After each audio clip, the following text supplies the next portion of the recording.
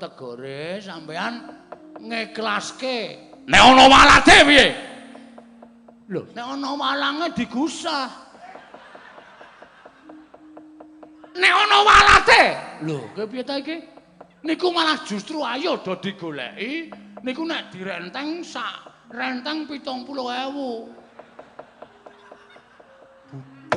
Hah?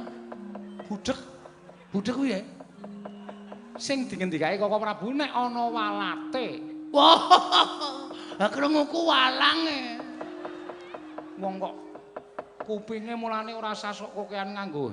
Kuwi apa kuwi ana kabele barang kuwi? Niki no. Iya, dicopot. Wah, ya karang ket mau tak nggoni headset. Gareng lewe matur kesuwen tak tinggal ngrungokke Nela Karisma. Ah jelek aku ndelok wong ngomong-omongan iki males ya aku. Ngoten.